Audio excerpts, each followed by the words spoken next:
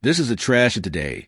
A little nerdy-ass loser that fell into the middle of a competition where every participant is a thirsty girl with an animal spirit inside of her. Meanwhile, our boy is this simple human having to go up against a pig girl that makes bros smell her socks and puts them on his head like he's F********, ing Dobby from Harry Potter or something. The cat girl that's always invading my bro's bedroom for some nighttime warmth using high-tech, invisible clothing, only to be surprised by the bunny girl neighbor who is his childhood friend. There's the monkey girl and God knows how many others, and since he is the organizer of the event, his presence makes the girls cry.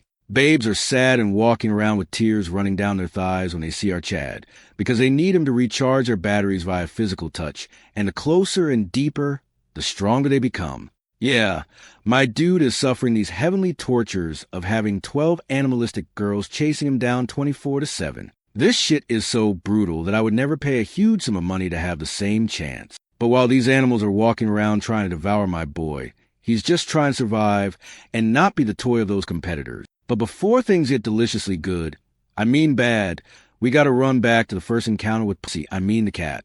And the main character says his name is Luju, some loser reading a little cat book and saying he doesn't care about socializing. He doesn't like school, and he doesn't like this whole crowd yelling and begging for a pass. Since he's weak and painfully shy, he couldn't care less about sports. Because of that, he lives kind of isolated and has a hard time fitting in with the group. All he wanted was for people to be as harmless and calm as animals. He has no idea what's suddenly above him. There are 10 little toes wiggling. He looks up and sees a big foot. What is that?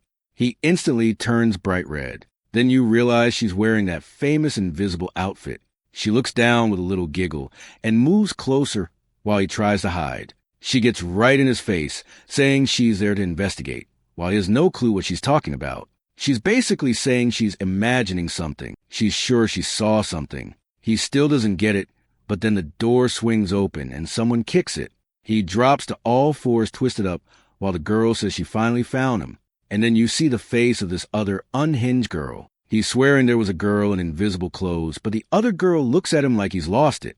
It's obviously the rooftop, and there's nobody there, unless she jumped off. He's stunned because the place really did turn empty out of nowhere. Was he imagining things? But now the girl comes over, squishes his face, and says the damn liar is going to be punished. The scene keeps going, and the author makes it very clear what they're into. We're not even 24 minutes into this story, and we're already on the second foot. And someone saying this would make certain people very happy. She's smacking his face with her foot. Seriously, what kind of humiliating punishment is this? And she clearly knows what she's doing. She asks why he's complaining since this is basically a reward. The weirdo, or maybe he's just being honest. Who knows? Stammers that, yeah, maybe it's not that bad. The smell was nice. Only a psycho would say that out loud. Everyone laughs, and she says it's fine. He's beyond saving. Then she yanks off the treasure cover and shoves in his face. With that psycho expression, the whole class is wondering if this kid is some kind of creep. The bullying starts coming at him from every direction. Then someone suddenly asks about this wife he supposedly has. He's completely confused, like his brain just short-circuited. Now a girl in class wants to know if he really has a wife, if they live together. What is this conversation? She tells him to confirm it already, or it's going to get worse for him. He's sweating bullets because he doesn't want to reveal anything. And then we see the target of all this, a girl sitting calmly in the corner of the classroom. Her name is Raven, acting like she has no idea what's going on. And the pink-haired girl wants to know how serious their relationship is and how far they've gone. Raven stands up, and the artist's pencil basically catches fire. The strategic angle gets used, and she walks over with the kind of aura that says she's ending this right now. She looks at the pink-haired girl, tells her stop messing with him, and says yes, they live together. But what does that have to do with any of them? The pink-haired girl, Heiji, tries to make a little joke, like, oh, it's just that. But Raven cuts her off again, telling her to mind her own business and leave him alone. The main character is standing there not even understanding what kind of mess just exploded out of nowhere. Heiji doesn't know what to say when Raven calls her a pathetic gossip. Raven brushes past, bumps her, and Heiji can't even respond. Raven grabs the main character and tells him they're leaving. As they walk out holding hands, Heiji just stands there shaken with nothing to say. The scene shifts to another part of the school. They hide in the supply closet, and he tries to thank her for what she did. But she immediately tells him not to get any stupid ideas. She only did it because it's embarrassing for her to see him getting treated like an idiot.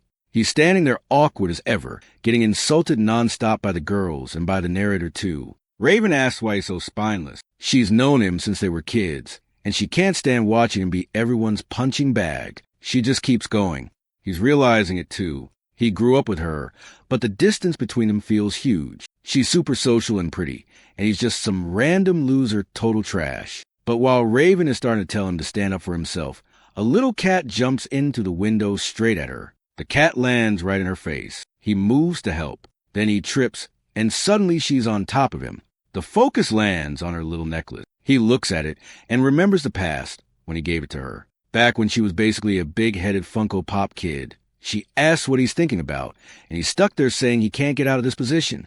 They're both blushing, and then the cat comes sprinting through, bites the necklace, rips it off, and leaps back to the window. It looks back with a smug little glance. Raven realizes the little demon stole her necklace. She yells, and he stands up asking what happened, what the problem is. He thought it was just a necklace he gave her, but he sees how crushed she is. He turns and says it's not going to end like this. The cat is running to the classroom wrecking everything, and Hyjin hears something behind her. She turns and sees a cat zoom past with him chasing after it. The cat darts between her legs, and he runs through two, bumping into her. Hyjin screams, asking what he thinks he's doing, takes off her slipper, and throws it at his back. But it hits him, spins up over his shoulder, flies past his face, and nails the cat dead on. And it launches the cat right out the window, and you already know what he does. He remembers he's a main character, and jumps after like a complete maniac. From below, Raven sees him in midair starting to fall. The genius jumped to save the one animal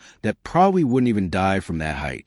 Even the cat is calling him an idiot for jumping with her, which is wild, because she's sure she'll survive. He, on the other hand, is done. Looks like she won't have time to find the ideal partner, so it'll be him. Since he went that far for some random cat, maybe he deserves the power of the magatama. Suddenly, the stone starts glowing on him, and the cat says a new celestial game is beginning. The whole school starts shining. 8 yin-yang circle and pentagrams appear under him. The cat tells him to say he accepts, like, kid, you've been talking for 15 minutes, in midair. He focuses, shouts that he accepts too, and then the scene switches to a blonde figure. The main character looks like a child, where the other figure is 16 meters tall, and the creature asks what he truly desires. He's confused, try to figure out what he's even supposed to say in a situation like that. He closes his eyes, but apparently he doesn't say anything, and the dream ends. He wakes up with this big-headed nurse asking if he's feeling okay. He panics, sits up, and accidentally headbutts her. They're both rubbing their foreheads, and she says she has no idea how, but he survived a freefall from the 4th floor. He's totally lost, while she's there like, wow, what a nurse. She demands he explain exactly how he doesn't have a single scratch. He all awkward says it must have been a miracle or something. She tells him to go to a real hospital and get tests done, because something has to be wrong with his body. He leaves the room, but there's also this thick-hipped figure watching him from far away. Still, he can't make sense of anything that happened today. When he finally gets home, guess who's sitting on his pillow? He freaks out saying it's the same cat from before. She says she saved his life, so she owns his place now. He thinks about it for a second and says that kind of makes sense, but what he really wants to know is how there's a talking cat in his room. He starts banging his head, thinking he's gone crazy after the fall. The cat stretches out and tells him to stop playing dumb and just accept the job as judge already. Then she starts roasting him, makes this evil face, and pounces on him. Meanwhile, we forgot she lives really close to him. Robin is sitting there confused. He should have been home already. And then she hears a bunch of noise from his room and runs over to see what's happening. She flies up the stairs, gets to the door, starts knocking, no answer. So she pulls it open and walks in. And what she finds is him with the invisible outfit cat girl. Robin's jaw drops while he tries to process how huge this problem is. The cat girl lets out a random meow. Robin immediately screams so loud the whole neighborhood could hear it. He freezes while the cat girl is clearly enjoying the chaos. Robin runs out yelling to everyone that there's a woman in invisible clothes invading her friend's room. The cat looks at him and says her name is Nina, and he doesn't need to worry about anything. He's way more worried about the mess this is going to cause in Robin's head. Robin is screaming for her mom, saying it's a crime. He has no idea what to do. He's on the floor while she's pointing at him, demanding he explain everything happening in this house right now. The poor guy realizes there's not much he can do. Then Robin's mom shows up, saying her daughter is losing it. There's clearly nobody there. She completely ignores it, gives a little goodbye, and leaves. As Robin leaves too, the cat girl attacks him from behind perfectly. He feels two little stings while she's meowing in his ear. Robin comes back to ask something again, and sees it with his hand open and the cat girl on the floor. And instantly she starts thinking something is seriously off. Before he has to explain again, he grabs some pillows, shoves the cat girl into the corner, and tells her to sleep. Watching her doze off, he can't believe that thing just destroyed his social life in 5 minutes. He collapses onto the bed. All he wanted was a little peace. He still has no idea what Nina was talking about, being a judge, some Zodiac tournament, all that. And then Nina says the competition from 3,000 years ago is going to happen again. He doesn't care. He just wants to sleep. She wants to explain, but seeing how exhausted he is, she just says she's counting on him. He finally passes out. Then we see a dream, a cultivating human in this paradise-like place. The person is petting animals, and even the cat is there too. A robed figure stands up, asking who will accompany them on this journey, and starts walking away. Oh, actually, it's not a man, it's a woman, saying there isn't room for everyone at the top, only 12 seats. And the way they decided who would get those powers was through a competition. So the main guy's in his room and suddenly jolts awake, totally startled. He looks to the side and sees, thank God the cat is gone. Maybe all of that was just a dream. The good news, he's not that late for school. The bad news, at school what's waiting for him is a sock to the face, and as he puts it, a nice stinky little foot. He gets up without thinking much and starts putting on his school uniform because, the gross dude really doesn't shower. What he doesn't notice is that the little cat is clearly sitting there at the window. As soon as he finishes getting dressed, she jumps out of the house too and transforms. Like seriously, this thief broke into Raven's place and straight up stole her clothes. Back at school, the protagonist is slumped over his desk, begging to please not get kicked in the face again. But his sixth sense is going off. He remembers Heiji's little giggle and everything Raven told her. All of a sudden he flinches, stands up, and takes off running to another classroom. And Raven isn't there. He starts thinking her disappearance is his fault. He goes to her house, knocks on the door, but her mom says she went to school. He's freaking out. She's not answering her phone. She's not at home. He's running all over the place and can't find her anywhere. And then while he's exhausted, guess who shows up acting all casual? Sweet Nina, the cat. He jumps when he sees her and asks what's going on. And she explains the same thing she's already explained a bunch of times. The competition is happening, and now that she's in this world, she has to blend into society. He says she's not blending into anything with that ridiculous tail on her back. But more important than that, they need to find Raven fast. Then she tosses away her popsicle stick and goes. Well, if the girl disappeared, maybe it's already started. He grabs her by the shoulder and asks what exactly started.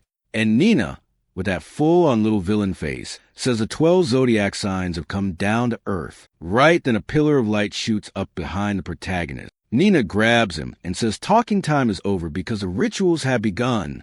The 12 gods are in this world now and the competition has started. And it looks like one of them chose Raven's body to manifest through. All he wants to know is how to fix this and where Raven is. Nina explains at first, as a judge, he has to make the gods accept the game. He asks what happens if someone refuses, and she says if Raven refuses, she gets devoured by the god. He's in shock while Nina is smiling, telling him they'd better hurry up and save her. So he goes to that storage room from the beginning. There's a sign saying it's closed, but he knows Raven always sneaks off there. So he starts yelling her name, and inside she's curled up in the corner. He hesitates as he steps in, asking what's going on. But suddenly she screams at him to get out right now. In the same instant, she blasts past him like a bullet and starts running. He's stunned because she's insanely fast out of nowhere. She's already up the stairs, and we're back to that opening scene on the rooftop. He walks closer, saying he'll explain everything, but then he glances at Nina and signals her. The two of them jump to grab Raven, but Raven leaps away and leaves them both on the ground. And right away, Nina says things just got serious because his friend became the rabbit's representative. She can jump, but she can't land. She's all twisted up. She passes in front of him, and he's standing there in shock, thinking his friend is gone for good. He's basically about to cry while Nina tells him to wake up. He turns and says he lost his friend, but Nina grabs his arm and tells him to move. They both jump down, and this weird energy appears around Nina's hand and around them, and they land smoothly. Woojin still doesn't understand what's happening, and then he sees Raven is on top of them again, and she's got these ridiculous mosquito-looking ears. She starts flapping them and ends up floating. Nina warns him they need to catch her before the possession finishes, because if her eyes start glowing, that means things are getting bad. Nina cracks her neck like she's about to have fun, then launches at Raven. But the second she's about to touch her, Raven jumps and the two of them face off. It turns into a messy beatdown attempt, Nina trying everything, Raven dodging like it's nothing. Every time Nina gets close, Raven hops away and stays out of reach. But even while Raven's running, she's asking for help. One eye is turning red, the other is tearing up. The protagonist tries to figure out what he can even do. Then he suddenly yells that she has to join the tournament. It's the only way she'll go back to normal. And now even Nina doesn't know what to do because Raven is starting to get fully possessed. But she's way too agile. Then Woojin calls out to Nina and says he knows how to solve it. Nina's surprised by the idea he came up with while Raven keeps hopping all over the school. Nina keeps chasing, her nails glowing. She almost lands a hit, but Robin steps on what looks like Nina's arm and kicks off toward the wall. Now Robin looks like she's completely transformed. They end up on top of another building. Robin keeps running, glances to the side, and climbs even higher, but weirdly Nina looks like she's smiling. Meanwhile, the protagonist is sprinting up the stairs, and we see his plan was to corner her no matter what. The problem is he's useless physically and passes out from exhaustion until he remembers his friend crying. Then he grabs his glasses again, stands up, forces himself to keep going, and reaches a rooftop. The second he opens the door, guess who shows up at the perfect moment? His energy comes back instantly. He runs, and what is this? He moves like a volleyball player, ready to catch her as she falls. Perfect timing. He catches her, and she hits him with so much force, she sinks his foot into the concrete. How'd he not crack a rib? He hugs her tight while she's screaming, her eyes glowing. From far away, Nina yells that Robin is already losing consciousness. If she doesn't enter the tournament right now, it's over for both of them. He remembers when it was just the two of them, like little figurines. He's holding on with his hand, all torn up, and he yells that he promises he won't let anything happen to her. More flashbacks. Robin as a little kid hiding in fear and him always there wiping her tears. Back in the present, still hugging her. He shouts and confirms the rabbit's participation in the competition. And suddenly the pillar shoots up into the sky again, and it looks like she's back to normal. Robin goes limp, and a little drop falls onto her head. A rabbit drop. Obviously, he has no idea what just happened. Nina just says the others arrived too. The moment she's been waiting for 3,000 years is finally here. He asks who she's talking about, and when he looks back, there are tons of pillars rising all over the city, like a Batman signal on every corner. He knows exactly what that means, a whole bunch of people for him to save. Back at his house, Robin wakes up all dazed. He asks if she's okay, and leans in, trying to see if she's really back. But she immediately slaps him and tells the pervert to back off. She asks what he's doing there, and he says it's his house. Then Robin notices the girl in front of her. The cat is wearing her clothes. But that's not even the weirdest part, because she looks to the side and sees a rabbit head floating in the air. Nina says that's the rabbit spirit.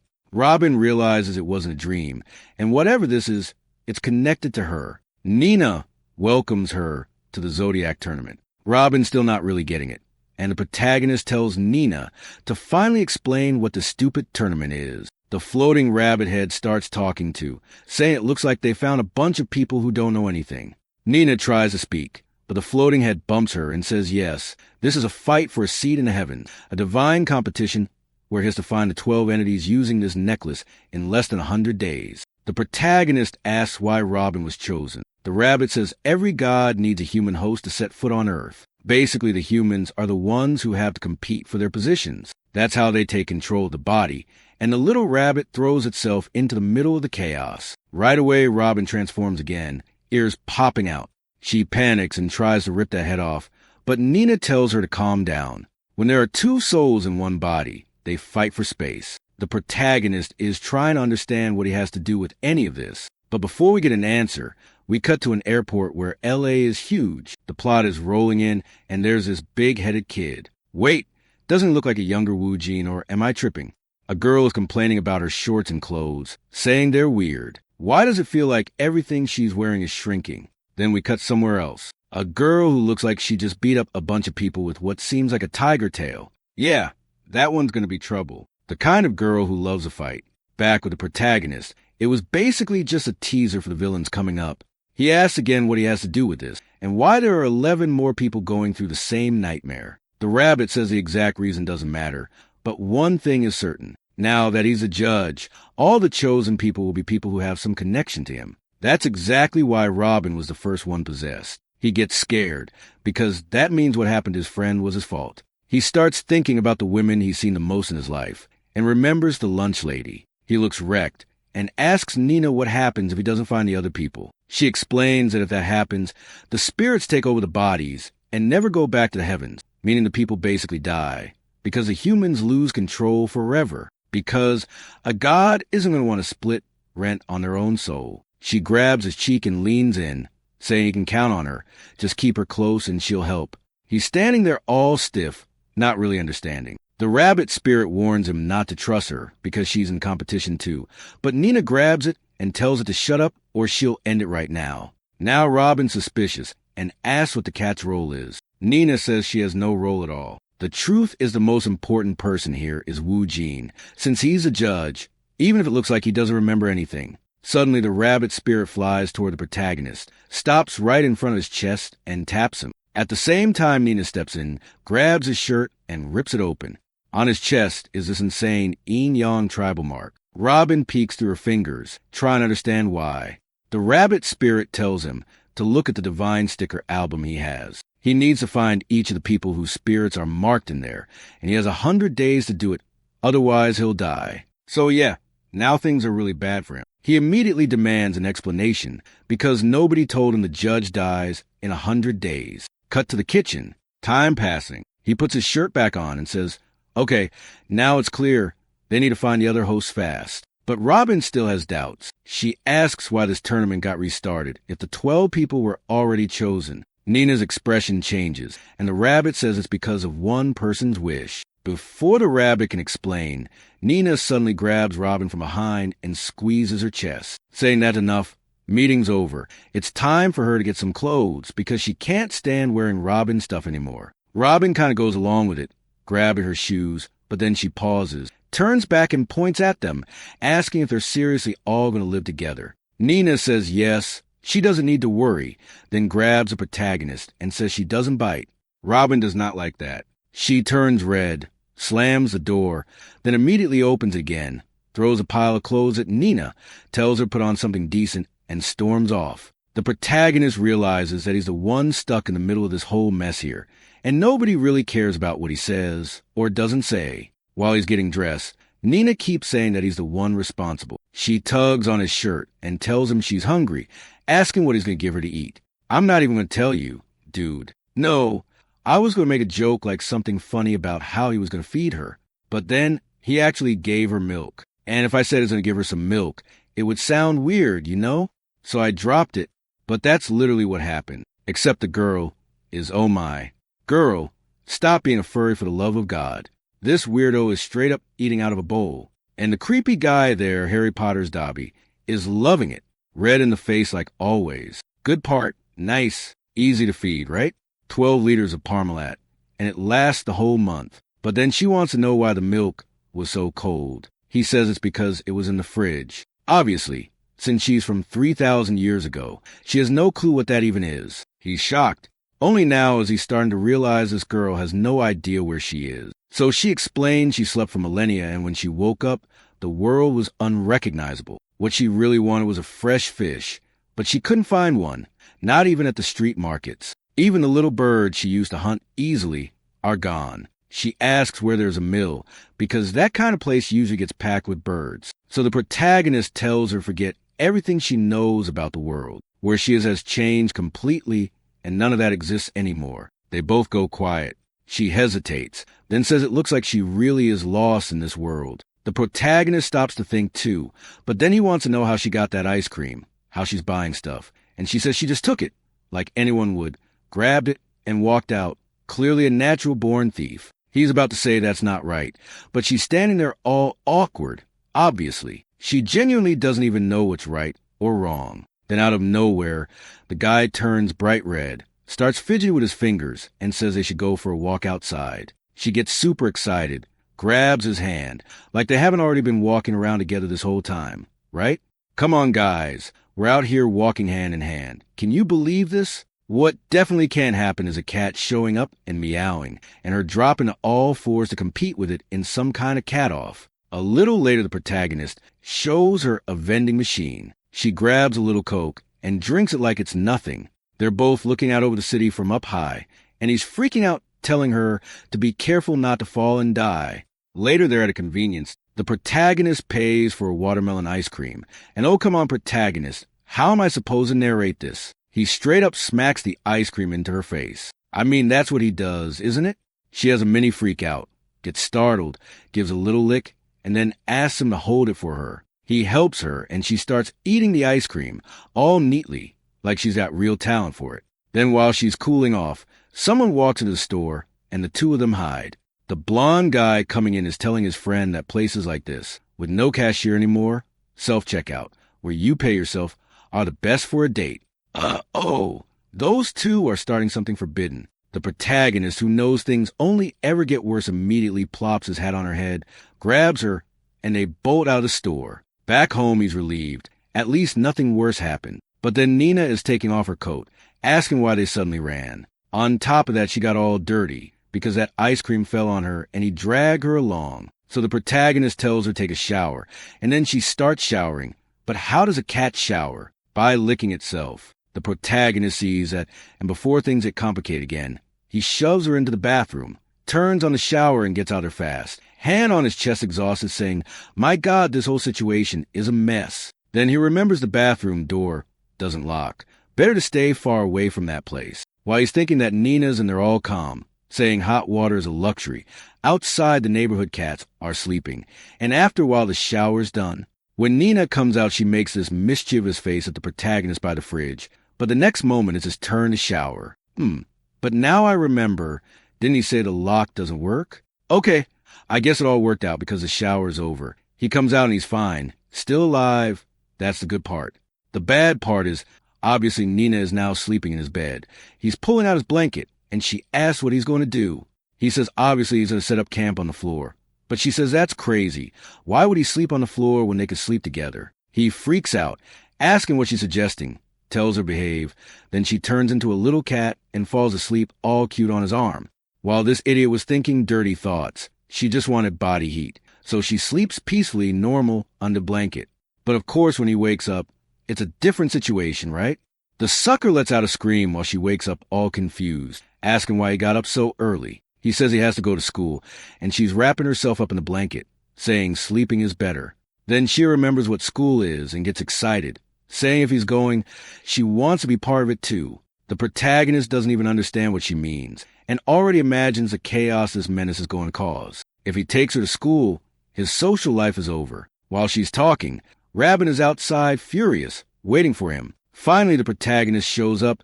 Rabin gets all happy until she sees Nina with him, and her expression changes. She wants to know why this girl is always stuck to him, and Nina is yelling, saying she'll wait for protagonist at home so they can sleep together. While he's standing there not even understanding what she's talking about, he tells her to just stay home and behave. But from her face, it's obvious that's not happening. She turns into a cat and takes off. At school, the protagonist is wondering how he's supposed to find those girls from all the different zodiac signs. The problem is he can't just give up. Not only will the girls suffer like Rabin, but he'll die too. He stops in front of a door, sighs, opens it slowly, and sees the classroom is calm.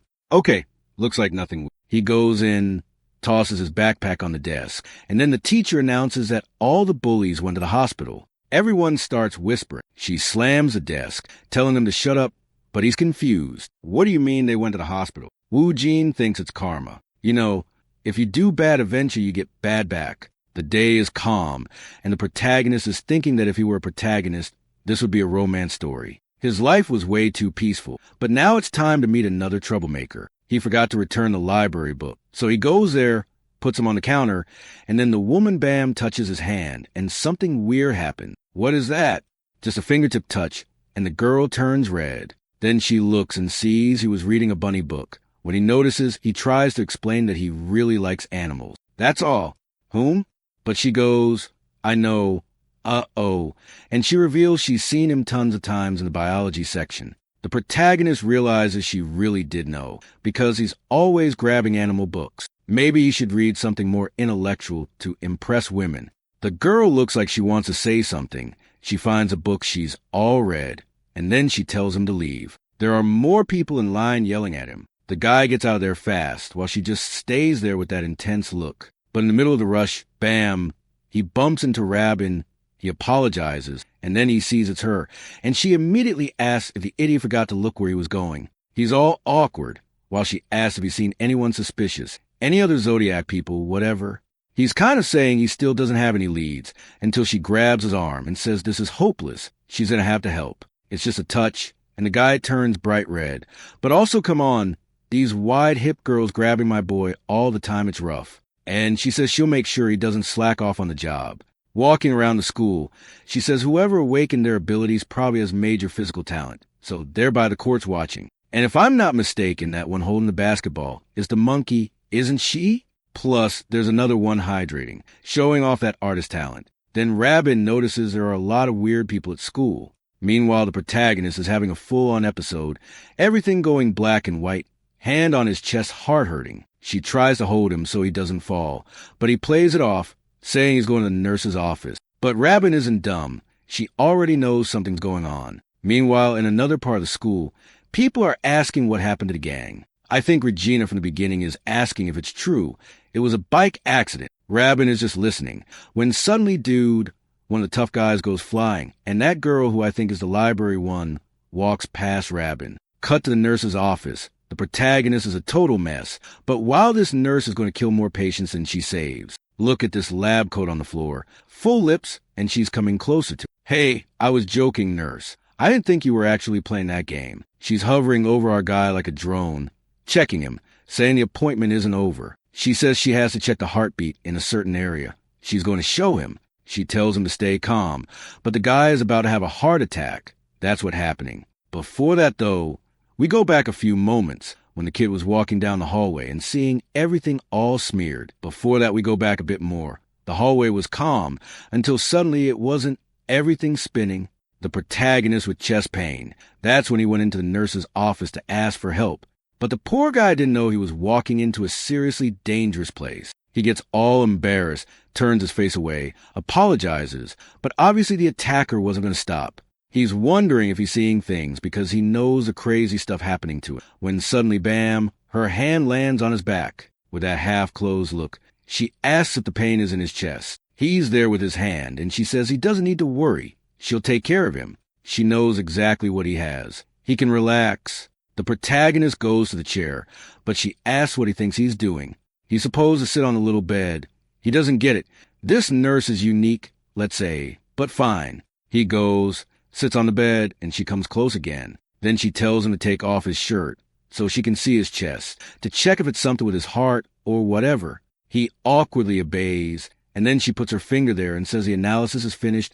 The resonance spell was working. What's happening is his body isn't used to divine power. She starts climbing the mountain while the protagonist has no idea what's going on, but he's already pinned. He says it's hard to breathe, but she says he's lucky. Dude, hold on. This just got bad. The girl pulls out a snake tail, slit pupils. She says now he's going to disappear real quick. Oh no, all this adventure just for her to almost kill my boy. She smacks him with her tail, and not the kind he likes. The guy looks, freaks out. Meanwhile, in the hallways, we see a girl taking one to the chin. The other guy with orange hair looks confused, goes after the girl I think is from the library. But then the guy activates something in his hand and slams a paw strike into the other guy's chest. Another one comes from behind, but she glances sideways, pulls out a little goat horn, grabs his neck, and throws him into the wall. One furious glare. The dude passes out, and she still goes in to stomp him while he begs for help. But she doesn't care. She just tells him to pay for what he did and starts stomping the poor guy. Meanwhile, Rabin is trying to call the protagonist, but he's being attacked somewhere else in the school, and his scream echoes. Rabin jumps, drops her phone. It hits the floor, and the horn girl walks up, asking who she is and what she's doing there. Back to the tail smack scene. The protagonist falls to the floor, and the snake girl is threatening him, saying their little game is only going to hurt a tiny bit. The protagonist doesn't even want to hear it. He throws the door open and sprints down the hallway yelling for help.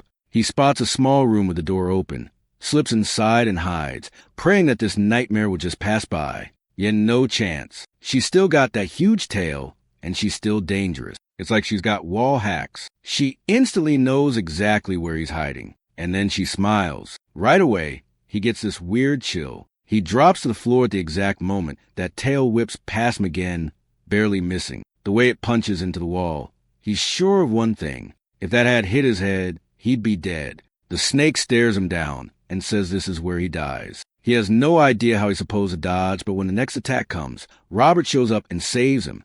The big-tail nurse is furious. She got interrupted, but Robert grabs the boy's arm and takes off running. She demands to know why he's shirtless and what was going on. He explains that the nurse told him to take his clothes off and sit on the bed, Robert shaking him in anger. But then she admits she saw something dangerous and messed up too. But Robert's fast, and still, the queen of that tail lands a hit on her leg and yanks her back. She flings her up, leaves her hanging upside down, and the snake celebrates, saying she's about to strike. And then what is that? She licks her and then bites. Robert's hand starts trembling. The protagonist tries to help, but the rabbit spirit is already twisting out her body, all warped. The nurse catches at midair and says he's gotten a little stronger, but he's still just a snack. She says goodbye to the rabbit competitor when someone smashes through the window, and Dam comes flying in with a kick right into her mouth and blows the tail monster back. When the protagonist looks, it's her.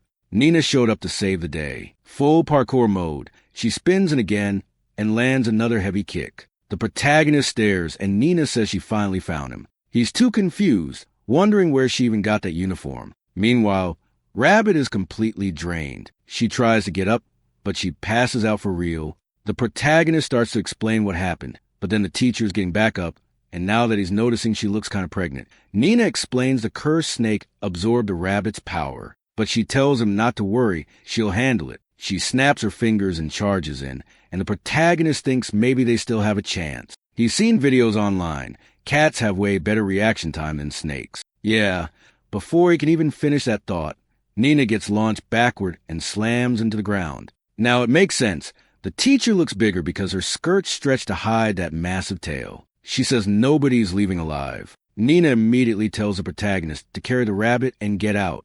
He throws Rabbit over his shoulder and bolts. Somehow the snake isn't following. While running, he demands Nina explain what's going on. She says it's divine power, but right then they almost get clipped by another tail strike. He tells her to make it make sense. Divine power is energy from heaven and earth, basically the life source for all creatures. In their world where they come from, that energy is infinite. But here on Earth, if they're not strong, they basically can't recharge. And if their counter hits 0, they lose all the life force they have. So the protagonist asks how they're supposed to save Rabbit. Nina says the easiest way is to steal energy from another spirit, exactly like the snake did to the rabbit. That's why Rabbit passed out. She's completely empty. There's also a slow way to recover little by little, but that takes hours. They're still running and end up back at the tool room. Everything always ends up in that place. But the wide-hip monster shows up and smashes through the entire wall. Everyone gets thrown back. Nina goes flying. The protagonist crashes and she hits the wall hard. He asks if Nina's okay. She says she's alive, just not in one piece. The giant snake moves closer, and Nina tells him to run while she distracts it. Then she adds that the snake's plan is probably to devour Wu Jin because he's the judge. As judge, he has a ton of divine energy, and the snake will become a supreme creature fast. The protagonist says if he has energy, he'll give it to them, until Nina explains that if he does that, he dies instantly. He realizes he's basically useless, while Nina steps forward alone, saying if he gets caught, the whole tournament ends right there. She goes in solo, dodges a tail, tries to slash, but the scales don't even scratch. The protagonist uses that moment to scoop Rabbit into his arms and run. He leaves Nina behind, taking a hit for them. Nina thinks she's fine, until a tail strike comes from behind, but her feline instincts kick in, and she dodges again. Then the tail twists, like it's going to catch her no matter what. And then Yeah, that scene that would be banned in like 78 countries. What is this, artist? You can't be doing that. How am I supposed to describe this? The snake coils around the girl and squeezes hard, and Nina bites her.